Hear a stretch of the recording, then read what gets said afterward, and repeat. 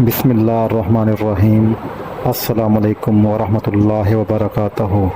محترم سامعین، آج ہم حضرت اسماعیل علیہ السلام کی رضامندی پر ویڈیو بنا رہے ہیں، اور یہ ہمارا آج کا ٹاپک ہے۔ اگر آپ نے ہمارا چینل سبسکرائب نہیں کیا تو ہمارا چینل سبسکرائب کر دیں، ویڈیو کو لائک کیجیے گا اگر آپ کو پسند آئے تو، اگر نہ پسند آئے تو آپ ہرگز لائک نہ کیجیے گا۔ تو چلیں بغیر ٹائم ضائع کیے شروع کرتے ہیں آج کا ٹاپک۔ حضرت اسماعیل علیہ السلام کی رضامندی کا واقعہ اسلامی تاریخ اور قرآن مجید میں صبر، استطاعت اور قربانی کی مثال ہے، قربانی کی بے مثال ہے، عام طور پر بیان کیا گیا ہے۔ یہ واقعہ اس وقت پیش آیا جب حضرت ابراہیم علیہ السلام کو خواب میں اپنے بیٹے کو اللہ کی راہ میں قربان کرنے کا حکم ملا۔ حضرت اسماعیل کی رضامندی قرآن مجید میں ذکر۔ اللہ تعالیٰ فرماتا ہے، پھر جب وہ باپ کے ساتھ دوڑنے کے قابل ہو گیا تو کہا، اے میرے بیٹے، میں خواب میں دیکھتا ہوں کہ میں تجھے ذبح کر رہا ہوں، اب تم بتاؤ تمہاری کیا رائے ہے؟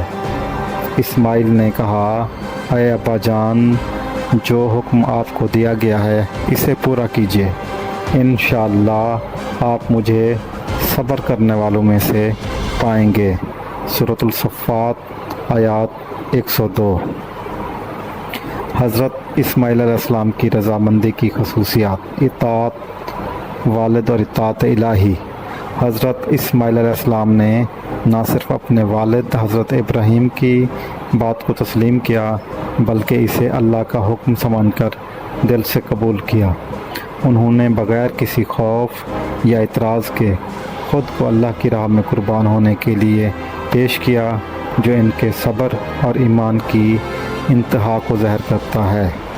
حضرت اسماعیل علیہ السلام نے فرمایا کہ اگر اللہ کا حکم ہے تو اس میں خیر ہے، اور وہ اللہ کے فیصلے پر مکمل بھروسہ رکھتا ہے، اور وہ مکمل اور پر یقین تھے۔ یہ واقعہ ہمیں سکھاتا ہے کہ قربانی صرف جانور ذبح کرنے کا نام نہیں، بلکہ اپنی خواہشات، محبوب چیزوں اور انا کو اللہ کی رضا کے لیے چھوڑ دینے کا نام ہے۔ حضرت اسماعیل کی رضامندی میں ہمیں کیا سبق ملتا ہے؟ اللہ کے حکم پر بغیر کسی سوال و جواب کیے عمل کرنا، والدین کی بات ماننا، خاص طور پر جب وہ دین کی رہنمائی کریں۔ ہر قربانی کے پیچھے ایک عظیم مقصد ہوتا ہے۔ ایمان، صبر اور اللہ پر بھروسہ کامیابی کی کنجی ہے۔ اگر آپ کو یہ ہماری ویڈیو پسند آئی ہے تو اسے لائک کریں، اپنے دوستوں کے ساتھ شیئر کریں، اور سبسکرائب کرنا ہرگز نہ بھولیے گا۔ جزاک اللہ۔ اگر اس ویڈیو میں ہم سے کوئی غلطی کوتاہی ہو گئی ہے تو اللہ پاک معاف فرمائے، اور آپ سامعین سے بھی گزارش ہے کہ کمنٹس کر کے ہماری ضرور اصلاح کیجیے گا۔ جزاک اللہ۔ اللہ حافظ۔